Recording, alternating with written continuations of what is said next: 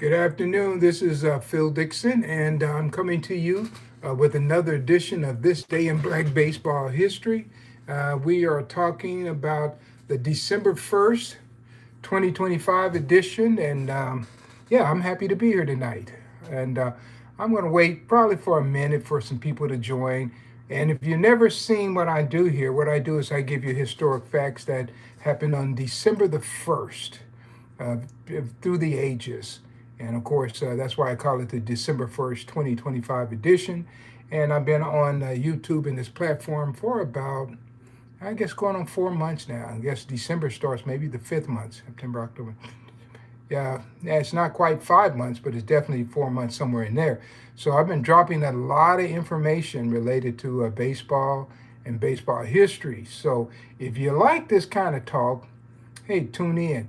Now, I watch the baseball channel, and I do have the subscription to that and listen to that. And a lot of times, guys, they bore me out. So I decided that I would come on and talk the baseball that I like to talk about. And mine is almost kind of like a hot stove league through the ages, but I primarily deal with just one particular group. It's the African American baseball player, and where they played all over the world in other sports and everything. So we just cover it all. So I want to make sure that you know that's what I'm doing. Now, if you listen to my broadcast, you happen to stumble into it, go ahead and put where you're listening from, because I will talk and mention where you're listening from. Some of your names are they're pretty creative. I'll just put it that way. And so it's tough to read some of those names, but I can certainly read the cities. So mention the cities where you're from, and then we'll talk about it and go from there. All right. So this is again Phil S. Dixon, and if you're really into Negro Leagues or African American baseball history, or even just African American history, you might want to pick up some of my books. So if you go in and search Phil Phils Dixon, you will find some of my work. I've been a published author since 1992. So all right, then. Okay, guys, I'm going to jump right in here. Hopefully, some people will join us. And I know a lot of people pick up the rebroadcast, I can tell from the numbers. So, all right, so let's start right now. Okay, we're going to go to December 1st, 1914. All right, and now I'll start off this. Called the, quote, greatest high school football player he had ever seen, Peterson was a state referee in naming the Illinois All-American High School squad. Placed high school senior Saul Butler is his fullback on the elite team of Illinois State High School athletics. So, how many people have ever heard of Saul Butler? Saul Butler was an outstanding athlete. He went to the Olympics. He was a great football player. He was an outstanding basketball player. And I've even seen some mentions that he played baseball, but I have not been able to really find much on his baseball career. But there is mentions of him playing baseball. I even saw somebody saying he played for the Kansas City Monarchs in 1925, but he did not. I've never seen him in a box score, and I've gone through most of the Monarchs box scores. So that is Saul Butler. Man, this guy could peel off an 80-yard run. Matter of fact, a couple of weeks ago, or maybe it was last week, I mentioned that he had a 100-yard run from scrimmage. This guy was just an amazing athlete. And the sad part is that we don't talk about these guys. And that is really sad because, once again, I always use these examples. When I was coming along, I would hear about all these guys, crazy legs, Elroy Hurst and all those guys who were the white athletes, but they never told me about these black athletes.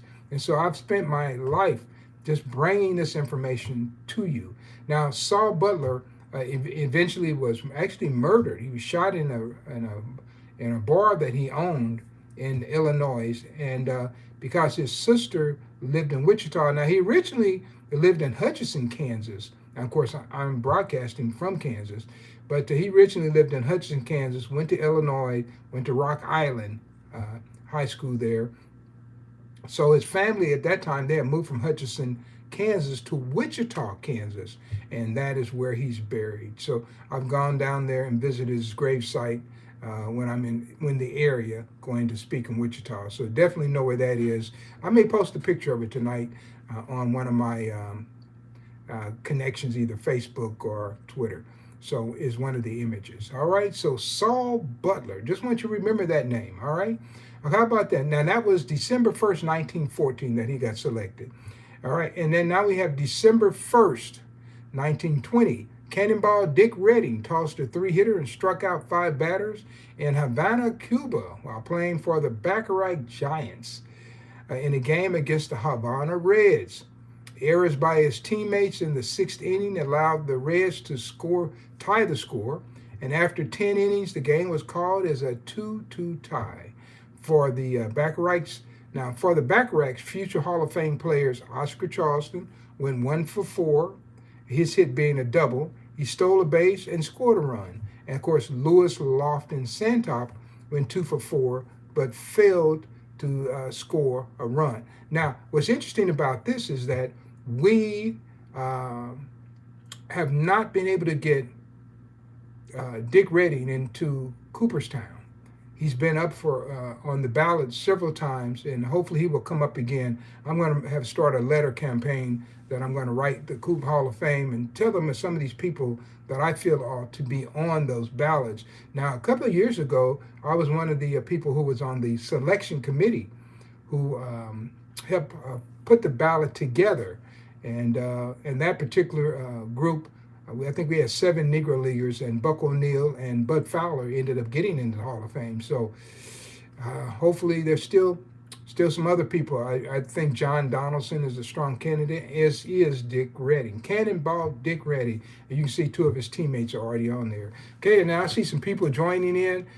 Tell me where you're from. I got these names, but just tell me where you're from. I see different people. Somebody said, I'm a big fan of Family Feud. I don't know how that gets into the sports talk, but we stay with sports, all right? I got so much sports I can cover. Somebody says, like your hat. This is a hat. I have been able to find another one. I've been looking for this duplicate of this hat, and this one I've had for about 6-7 years. I use it when I'm touring, but I can't find it. It's a St. Louis Cardinals hat from the 1930s with no emblem on it. But they stopped making them, and I have not had a chance to see another one. I've looked online and every place. So if you find one, let me know when you come back. And guys, if you like what I'm doing here, don't forget to subscribe. All right. So that was December 1st, 1920. Let's go to December 1st, 1923. So we're still in Cuba.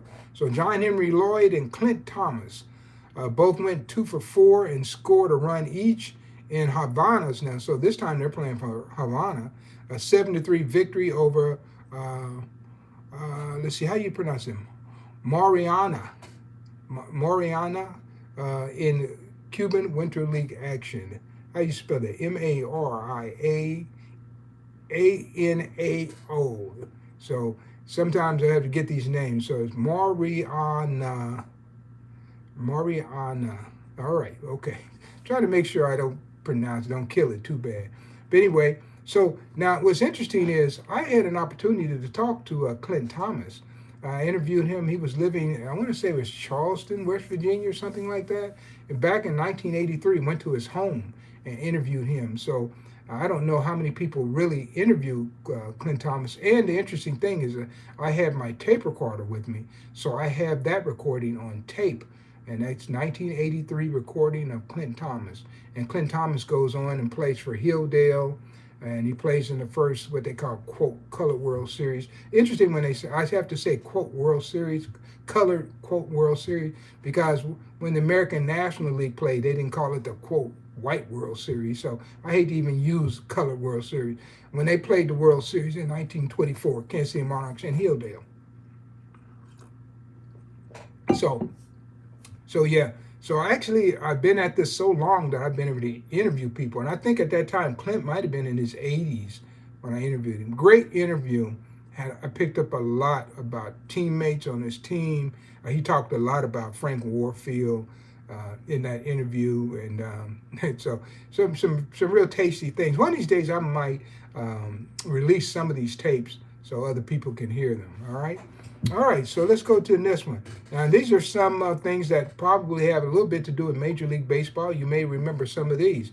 So December 1st, 1964 is where we are now. First baseman Bob Chance is traded to the Cleveland Indians with Woody Held to the Washington Senators for Chuck Hinton. And I just talked about Chuck, I think it was yesterday or the day before. He ended up being a baseball coach at Howard University, an HBCU. In case you don't know what that is, that's a traditionally black college or university in Washington, D.C. is where Howard is. You probably heard of it. Kamala Harris, she attended Howard and graduated from Howard. So that received a lot of attention, Howard did, when she was running for president. But there were a lot of great Negro League players who played for Howard who ended up playing in the Negro League. So one of them I talked to, and I did interview him too, was Frank Doc Sykes. I interviewed Doc Sykes as well. And he ended up playing for a number of teams, the Brooklyn Royal Giants, many teams right around between 1910 and 1920. All right. So, so we got that. And how about this one? Let's go. Okay. Well, that's about all the facts I have. I do want to give what I call some coming and goings. So when I do coming and goings, that's someone who's born on this date and someone who maybe passed away on this date. So let's look at a few of those. Are you ready? Okay, let's do some goings first. December 1st, 1984, Ted Page is murdered in Pittsburgh, Pennsylvania. Now, I interviewed Ted Page as well. Ted Page was a member of that great 1931 Homestead Grays team. What's interesting about the 31 Homestead Grays team is that no one knew how great this team was until I began writing about them and breaking it down in detail. And of course, I have a book called The 1931 Homestead Grays. Now, if you go online, you'll see everybody talking about how great this team was. But I'm probably the only one that interviewed that many people from the team. So I interviewed Ted W. D. Ratcliffe. Who else did I interview? Ted Page. It seems like there was one. One more person that I interviewed from that team. I would tell you on that team also, there was a guy who ended up marrying Meghan Markle. You probably know Meghan Markle, the princess, whatever. He ended up marrying her aunt, and Meghan Markle's mother grew up in the house with that aunt. But her husband played for the 1931 Homestead Grays. If you go look that up, there's an article that I did in conjunction with the Daily Mirror out of London, England, and you can find that article too. Guys, I've been busy. I've been at this for 45 years, and I'm just kind of just talking to you and just remembering all kind of things that I've been participating in. Now, if you're listening now, guys, go ahead and put where you're listening from, okay? That's always the interesting thing, because I don't know who I'm talking to and where you're located, all right? Okay, so we have, let's see, okay, and now the other one that passed away on this date, so he passed away on December the 1st, 1999, and that would be Gene Baker. He died in Davenport, Illinois. Now, I've been to Davenport, up in the Quad Cities, Moline, Rock Island. I presented in that area a number of times. And so Gene Baker, I used to talk to him all the time. Gene was featured in a baseball card set I did, released in 1987. So he was in that card set. And the other thing is, Gene was an advanced scout for the Pittsburgh Pirates. So I used to be the assistant director of public relations for the Kansas City Royals. And even before then, I was a freelance sports writer. So I was at the game all the time. So Gene would come in and we, go to the Stadium Club restaurant. We eat together, just talk baseball. And of course, he had played for the 1949 Kansas City Monarchs. And I remember that he used to always tell me, I asked him, I said, what do you remember about your first day in the big leagues? Talking about when he came up to Chicago Cubs. Okay, Lake Tahoe, thank you very much. He said the thing I remember the most, he said, is that I play second base. He said, I never play second base. But they brought me and Ernie Banks up together. They put me at second. I was normally a shortstop, and they put Ernie Banks as shortstop, and the rest is history. That's the story I got from Gene Baker, who died on this day in December 1st, 1999. It doesn't seem like that long ago. Man, he was a great guy to sit and talk to, talk about baseball. Man, I really miss so many of these guys that I put it like this. The reason I am who I am today in baseball is because of all these men who really helped me. And especially, being me being an African American young guy at that time, I was in my 20s, and they realized that I really loved this history, and I really enjoyed talking about what they had achieved, and they embraced me. And so because of that, I'm still here today, and still talking about. I'm no longer in my 20s, guys, but I'm still here talking about these players, and I'm happy to do it. I just tell you, I'm happy to do it, and I bring a unique perspective. Now, you got a lot of people out there talking about the Negro Leagues, a lot of people doing research, but one of the things that is most unique about me is how many people I've interviewed and how many people I've known in baseball and how many places I've been either presenting or doing research. So I've been all over America. So that's my story. All right then. So that is two people who were going on this date. So who was born on this date? How about this one? December 1st, 1948. George Arthur Foster. Baseball's 1977 National League Most Valuable Player. Okay, that was the year he had 52 home runs, drove in 149 runs for the Cincinnati Reds. Of course, he was a 5-time All-Star, too. And he was born in Tuscaloosa, Alabama. So, interesting thing about that, all right? I have an autographed picture from Mr. Foster. Comes from an appearance that we were to do somewhere together. I think it was Macon, Georgia. Oh, man, this been 20 years ago or more. Macon, Georgia, and they brought me in, and he was going to be there. And I can't remember if something happened where he couldn't make it, so I didn't actually get a chance to meet him, but I talked to him several times, and so long story short, he signed a picture for me, so I do have that in my scrapbook, a picture from George Foster, who was the most valuable player in 1977. Man, I remember that. I was 21 years old when that happened, and I watched the Reds all the time. I will tell you, now I am 69, so if you can imagine, I've been following baseball all these years with such detail, so you can just imagine that. Somebody says, happy birthday, Josh Gibson. You know what? I think it might be Josh Gibson's birthday. Look, I'm about to get my cell phone out and look it up. Is today Josh Gibson's birthday? Somebody look that up. If it is, I'm going to talk about Josh Gibson a little bit. But I think it is. For some reason, that sticks in my mind. So, but I know it's somewhere in December. I know that. So somebody said not until December 21st. All right, then. Okay, thank you. So we will get him on December the 21st. Thank you very much. All right, so let's go to another one. How about Herman Willingham, outfielder for the Red Sox? Now, he was born on December the 1st, 1961. And so he was an outfielder for the Red Sox, the Boston Red Sox, Cincinnati Reds. And he was a former first-round draft choice of the New York Mets in 1981. Of course, he is born in Orangeburg, South Carolina. And he played parts of 9 seasons in the American and National League. Of course, he was born on this date. So I think that's all I have today that I want to talk about.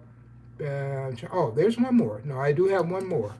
Another guy, he turned 58 today. He was born December the 1st, 1967. And when I look at some of these years, now he was born the year, he played his entire career, it's over. And but in 1967, I was collecting Topps baseball cards. I think it was like second or third year I had started picking them up. And that 67 set, I really wanted to complete. If I'm correct, I was like in the 5th grade or something like that. And so I have, actually, I almost want to grab them off the shelf right quick and show you some of the 1967 cards that I have. So anybody who collected baseball cards will remember, man, you start off in the baseball season, April, the cards would be released by Topps Baseball Card Company. Man, you pick them up. You could pick them up all kind of stores. Everybody was selling them. And then all of a sudden, football season comes. And then when football season comes, you can't find the last series. So they came out series 1, series 2, series 3. And so that last series was always the hard one to get because many of us had started following football. When you hit August, September, we're into football. So the baseball kind of went to the side. So those high numbers in that last series was always hard to get. And those are the most expensive cards in that set. So I think I have some here. I'm gonna stand up and grab it in a minute. So anyway, so we have Reggie Sanders, age 58. He was born in Florence, South Carolina. Looks like all the guys that I'm talking about who were born on this date were born in the South. So he finished his career with 300 home runs and 300 stolen bases. Now I looked in the with Wikipedia, not the greatest source to look up information, but I did go there.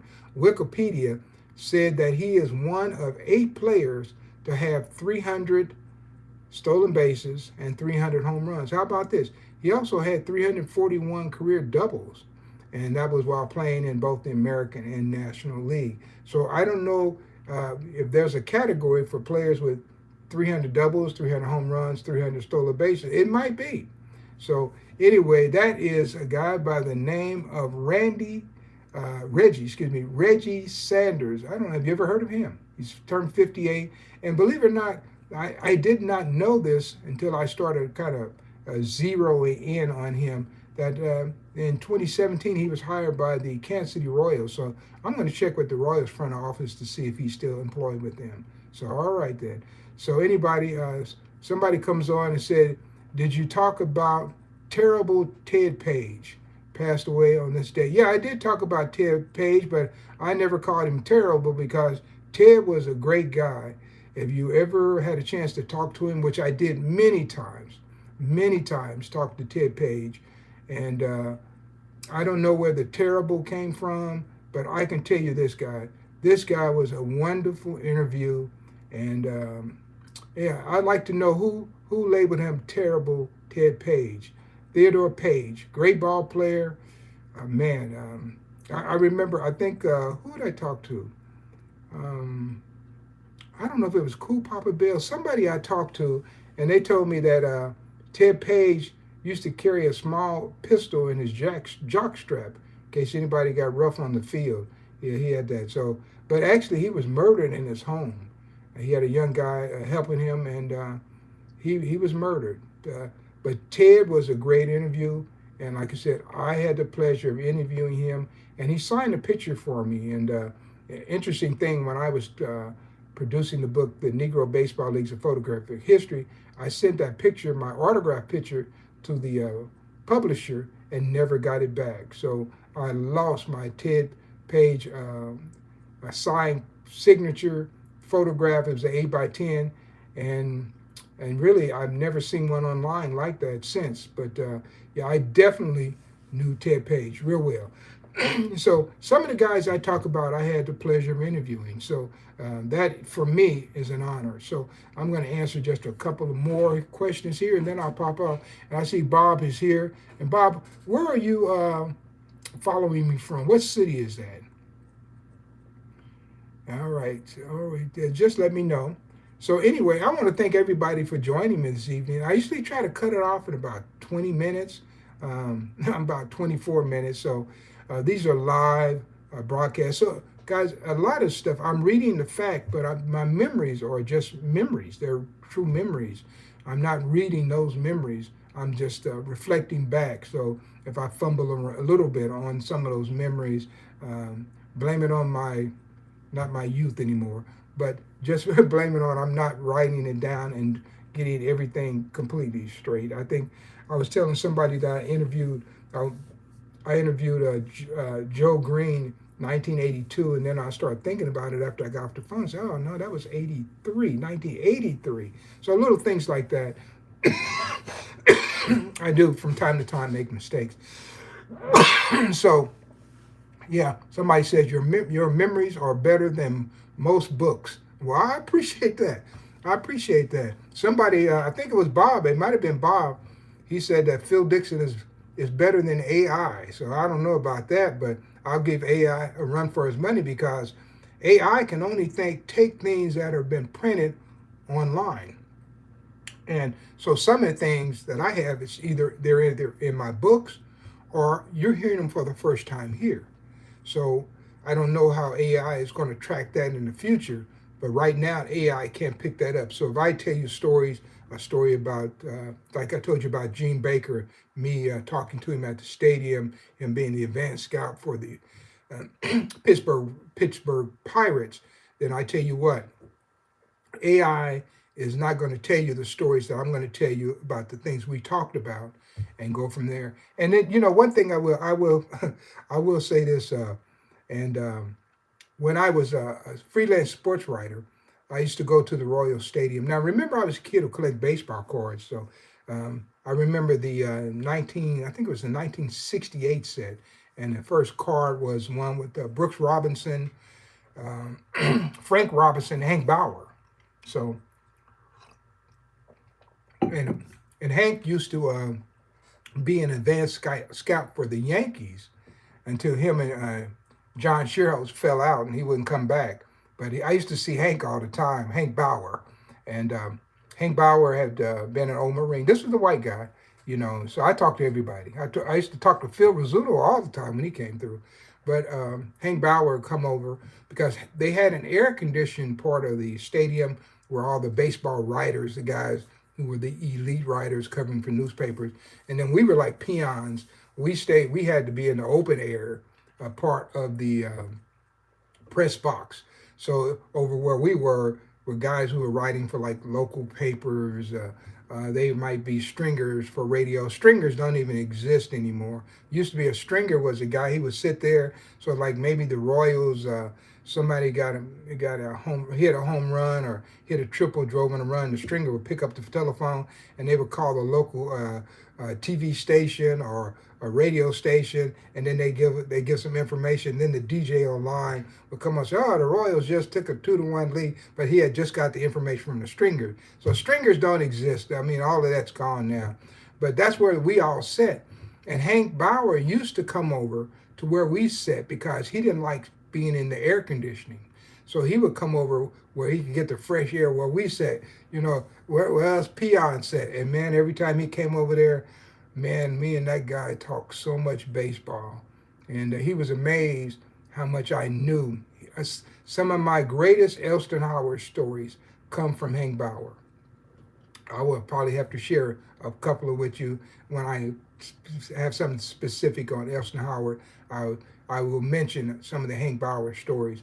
But Hank Bauer used to always come up to me, and I ran into him in the stadium. I hadn't seen him in a little while. He always say the same thing. He said, "You still collecting that baseball dope?" He always called it baseball dope.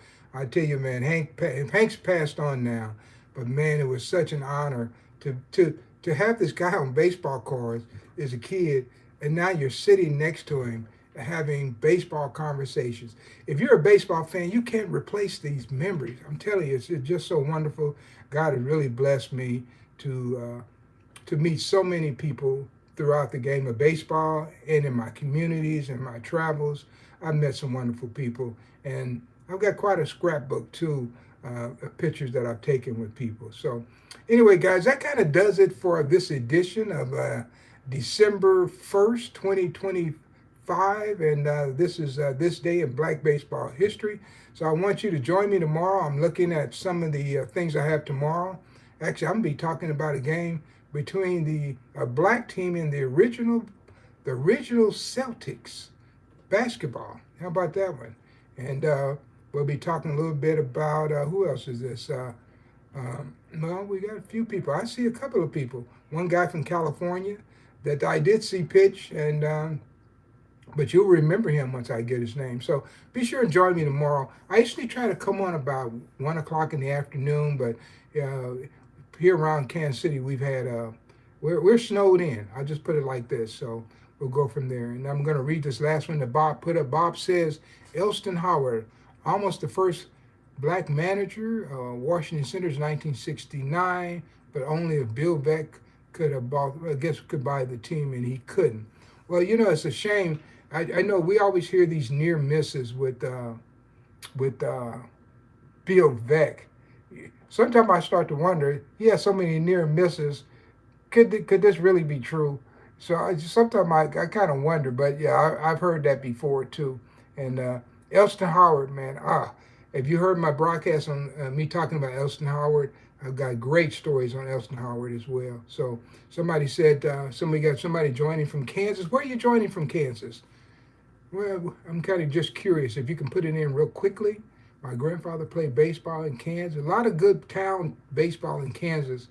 Kansas City Monarchs, from their existence from 1920 to 1955, the Monarchs played over 450 baseball games in the state of Kansas alone. That's not even counting what they played in Kansas City, Missouri. They said, no, I'm from Washington, D.C. Okay, my grandfather played baseball in Kansas. Okay, I got you. All right then. Well, Washington's a great place, presented there a number of times too. So, yeah, guys, so I'm going to go ahead and close her up for tonight and go see who's playing on Monday Night Football, and I'll be back. Now, I have to remind you, when I come back with this edition of This Day in Black Baseball History, I'm usually talking about this, especially this time of year, I'll be talking about baseball players who play basketball, baseball players who play football, and especially those two sports, baseball and football, and basketball. A lot of basketball this time of year. So we're transitioning now. So I'm going to start giving you some of my all-time greats. I was just looking at something today, and Fred Long had his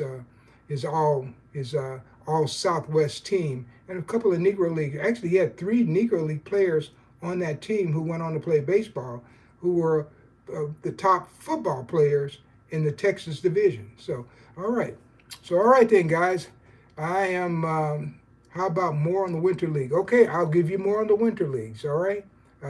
Always good to talk about that. Now, you want the California Winter League, or would that be the Cuban Winter League or Puerto Rico? Answer that one, and that'll be the last thing. Latin Mexican League too. All right. Okay. All right. Well, I know I will do that. I will keep digging, and some of these things that I'm presenting to you are facts that I plugged into a spreadsheet many years ago for a calendar I wanted to do, never knowing that I would be using this same spreadsheet to talk to you today. And so a lot of these facts have been researched, and now I'm just going through and kind of tightening them up, that kind of thing. So, all right then, guys. Thank you. And Bob, I'm glad you finally caught me live. I know you're always trying, but we're always missing each other. And the rest of everyone else, thank you for joining me. And if you like what you see, guys, go ahead and subscribe. I guarantee you we're going to be bringing you some information that you won't get on the baseball channel. I guarantee you that.